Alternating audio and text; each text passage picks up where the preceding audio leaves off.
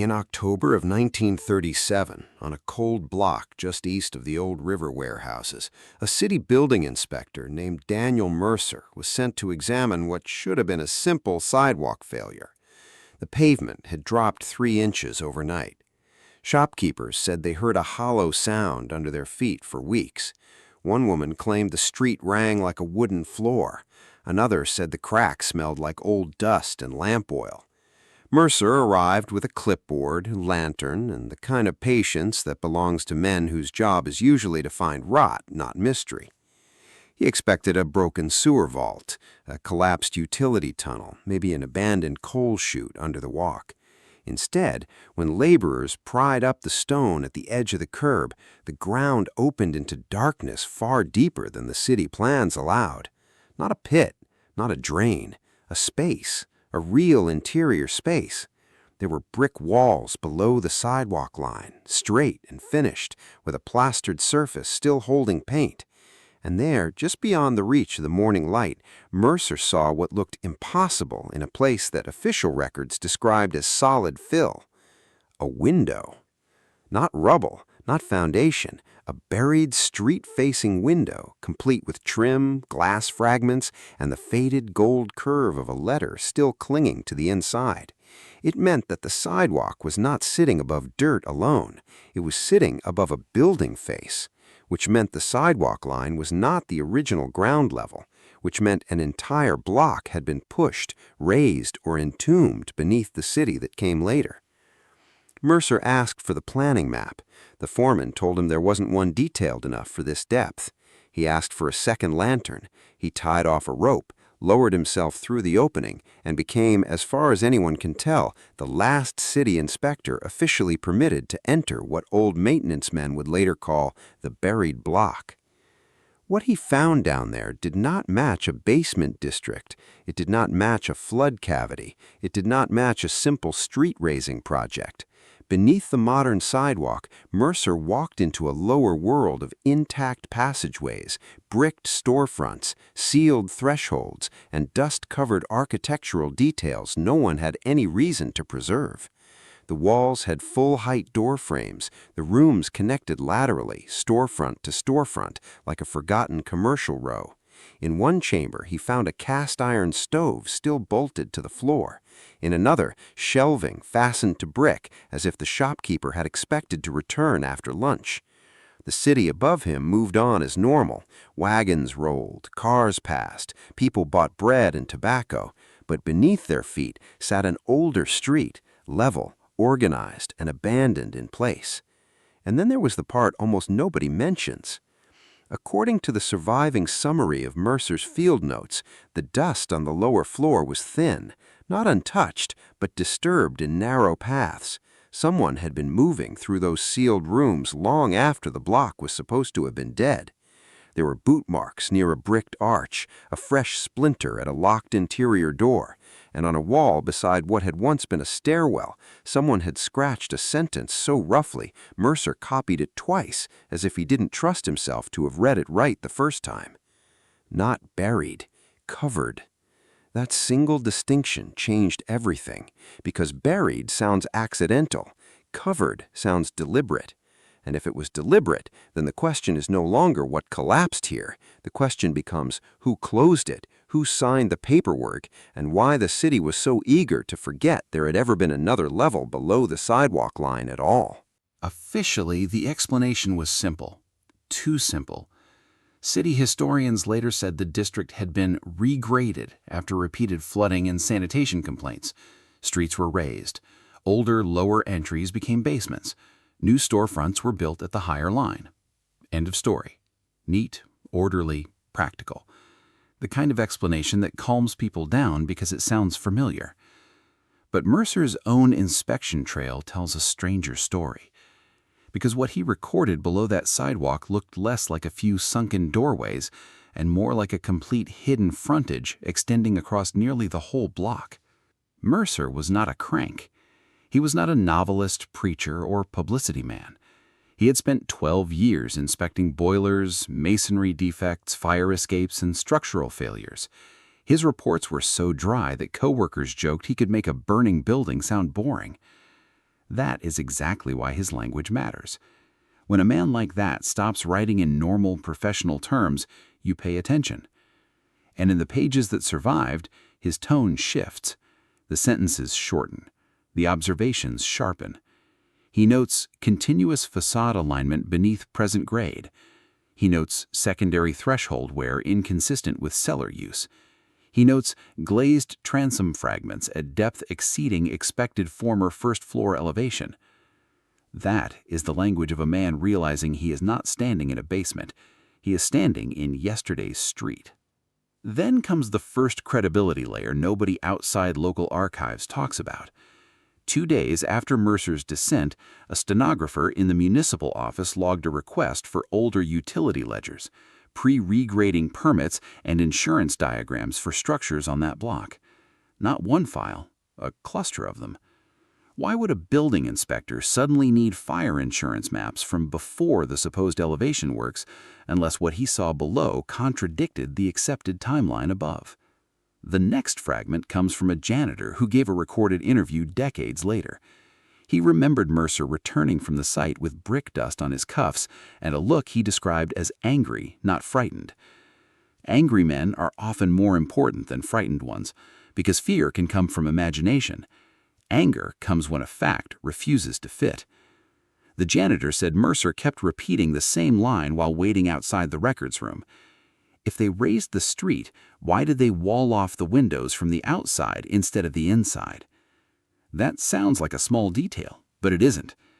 If the lower level had simply become obsolete, interior remodeling would have been enough. Instead, several openings below were sealed with exterior-facing brickwork, as if someone wanted the older facade erased from the public side first. That is the logic of concealment, not convenience. And Mercer kept finding details that made the official story thinner. There were thresholds polished by years of foot traffic, not a few seasons. There were gas fixture mounts at heights designed for occupied rooms, not utility storage. There were painted signs beneath layers of grime advertising goods the city claimed had only ever been sold at the higher grade. Worst of all, there were addresses. Partial, chipped, but readable enough to suggest the lower row had once carried its own street numbering. That means the buried level was not just structurally complete, it was administratively real, counted, named, used. Which raises the question no one in the city office wanted to answer in 1937, and no one likes to answer now. If the lower block was once the true ground floor, then how much of the official city timeline is standing one story too high? Mercer returned to the site 3 more times. Not all of those visits were authorized. That matters, because once inspectors feel watched, they either back away or dig harder. Mercer dug harder. A surviving payroll discrepancy places him on the block after hours with 1 laborer, 1 electrician, and no formal excavation order. Whatever he was seeing down there, he no longer trusted a daytime visit with supervisors nearby. On that second descent, he moved farther inward and found what may be the strangest room in the entire case. Behind a collapsed partition sat a narrow office with a desk fixed to the wall, 2 ledgers fused together by moisture, and a calendar plate still hanging beside the door. The paper was gone, but the metal backer remained. On the floor lay fragments of ceramic inkwells, a rubber date stamp, and a nameplate too corroded to read fully. Mercer copied the floor dimensions and marked the room clerical use. That suggests the buried block was not just retail frontage. It had offices, administration, daily business. It was a functioning slice of a city, stopped and sealed. Then the witness trail widens. A retired plumber later claimed his father had entered connected lower corridors under that same district in the 1910s and had seen full archways running beneath modern storefronts, like a town underneath town. A widow whose family owned a dry goods shop said her husband was told never to break through a rear brick wall in the cellar because the old rooms beyond were city property now. A night watchman, interviewed in the 1950s, swore he once heard hammering under the sidewalk after midnight during a winter when all adjacent basements were supposed to be vacant. None of these accounts proves a grand theory on its own, but together they create a pattern every buried history case depends on. The official explanation gets smaller as the witness circle gets larger. And then there are the missing pages. Mercer's final surviving report jumps from page 6 to page 9. The numbering is original. Pages 7 and 8 are gone, not lost in a fire decades later, gone before archival binding, because the punch alignment is clean and the summary index marks an omission with 2 blank lines where descriptive text should be. Those missing pages sit exactly where you would expect the most direct conclusion, not the setup, not the measurements, the interpretation. What was on them? We can't know for certain, but we know what came right after. Page 9 contains language far more cautious than everything before it. Mercer writes that further inquiry into prior grade conditions may not be warranted at present, and recommends surface stabilization and restricted access. That does not sound like his voice. It sounds like a man who had either been warned, overruled, or understood he had already written more than he was supposed to.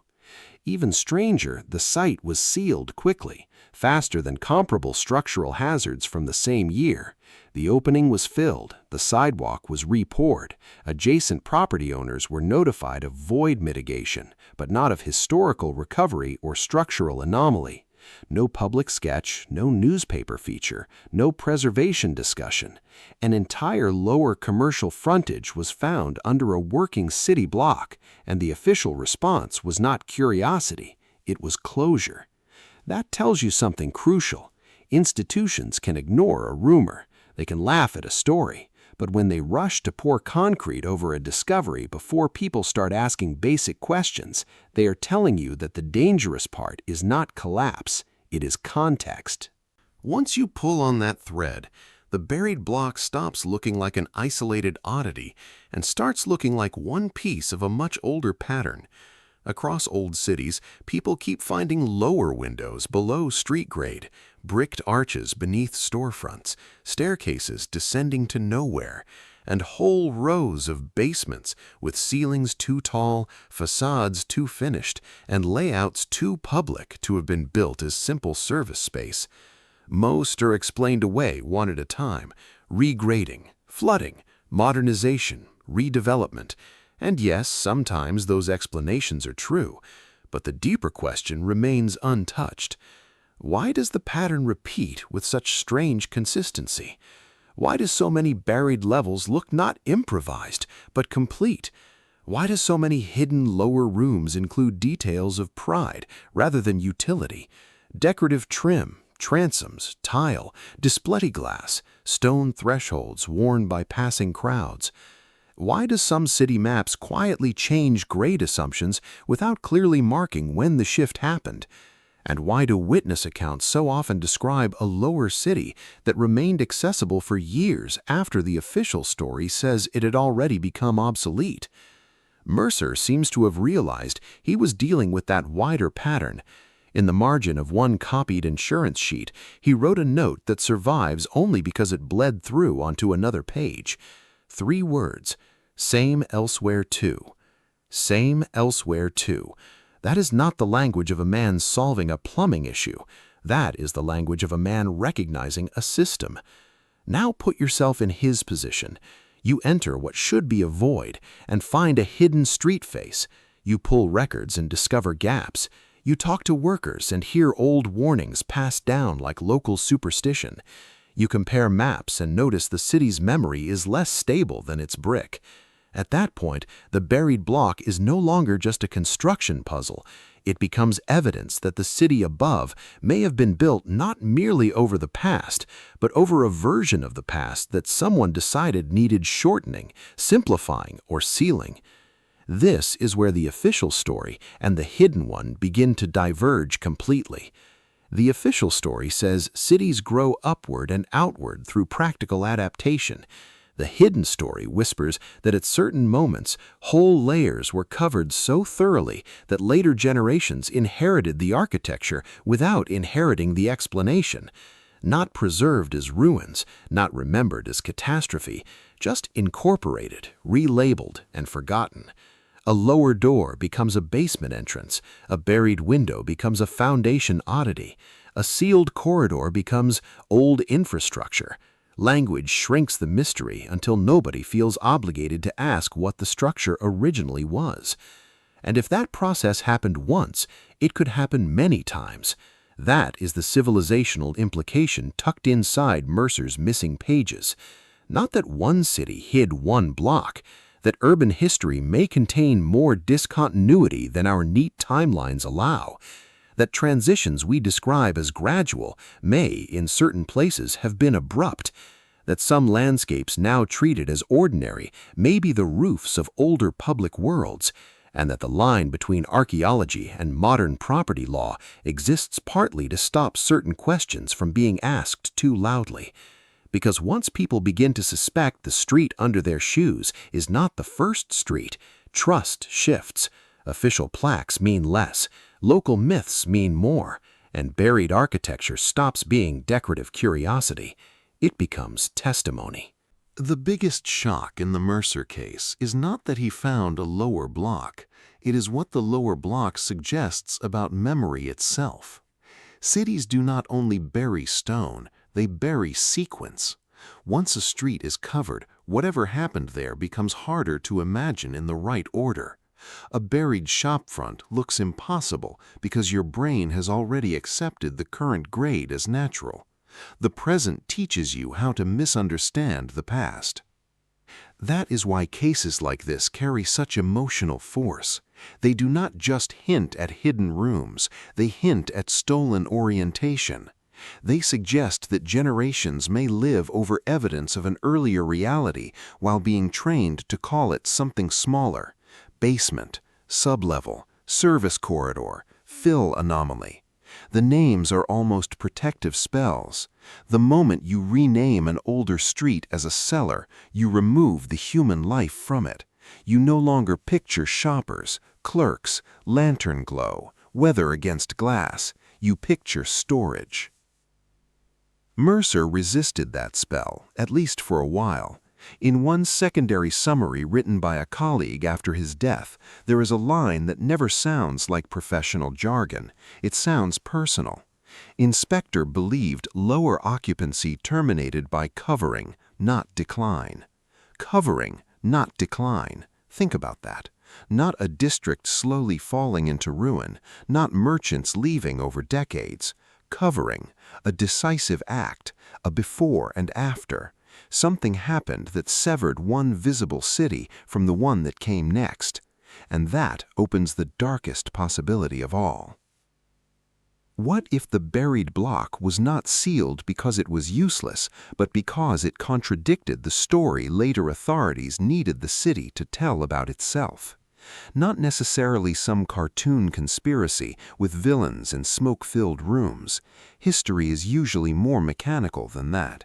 Administrations inherit damage, rewrite awkward transitions, standardize maps, and move forward. Records vanish because admitting disorder is expensive, because continuity is politically useful, because once the new street functions, the old one becomes an inconvenience, and over time, convenience hardens into truth. But human traces keep surviving where narratives fail. Scratched messages, misaligned windows, unexplained voids, witness testimony from workers, widows, guards, and inspectors who saw too much to remain comfortable. That is why the title of this story matters: The Last Building Inspector. The last official pair of eyes allowed to see the buried block as a block, not as an engineering nuisance. After Mercer, access narrowed, language changed, concrete arrived, the city moved on. Mercer himself did not live long enough to become a public troublemaker. He died less than 7 years later, and the obituary treated him like a quiet civil employee. No mention of the lower block, no mention of sealed rooms beneath the sidewalk, no mention of the missing pages, just dates, relatives, and service. That is how many truth-adjacent stories end, not with an explosion, with administrative silence. Yet silence has a weakness. It preserves shape. The lower facade is still there if later demolition records are to be believed, maybe fragmented, maybe flooded, maybe crushed in parts, but not gone. The geometry that unsettled Mercer did not need his report to remain real. It only needed brick, pressure, and time, which means the deeper implication is still waiting under countless ordinary streets.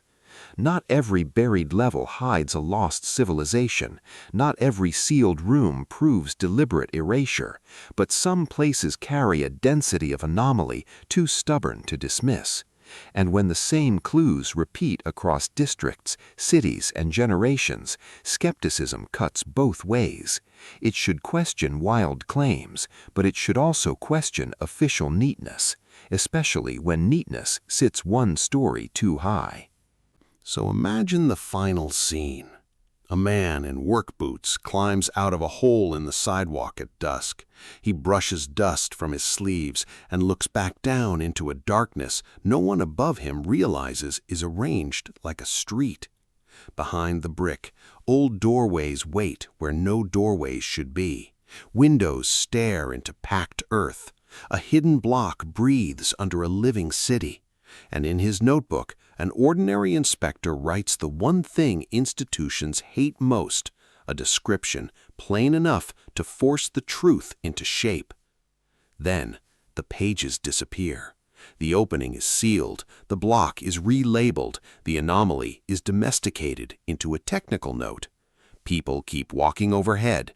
Decades pass, storefronts change hands, asphalt cracks, new signs go up, old workers die. Children become grandparents. The city forgets on schedule.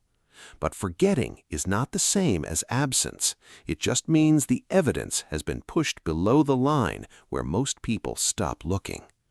That is why stories like this matter. Not because they let us feel superior, not because every hidden chamber leads to the same theory. They matter because they train your eyes. Once you understand what Mercer saw, you start noticing the clues everywhere.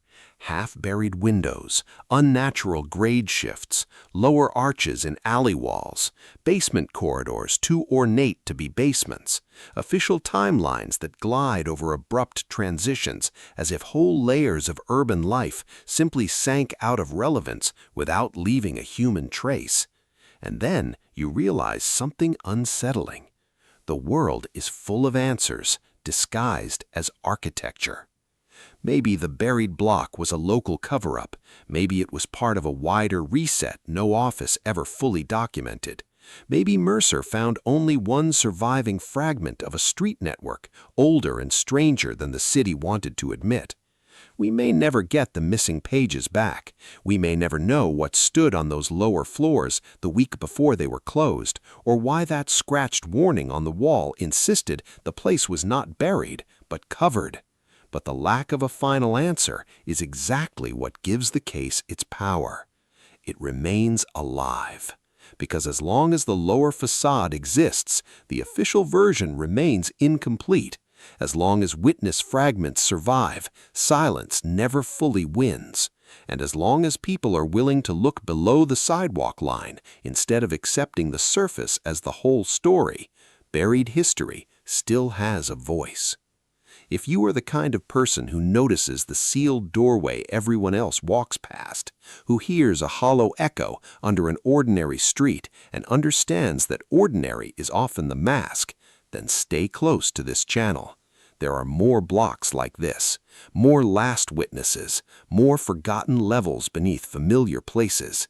And the deeper you go, the harder it becomes to believe we were told the full story. Some cities hide their past in museums. Others pour concrete over it and hope nobody asks why.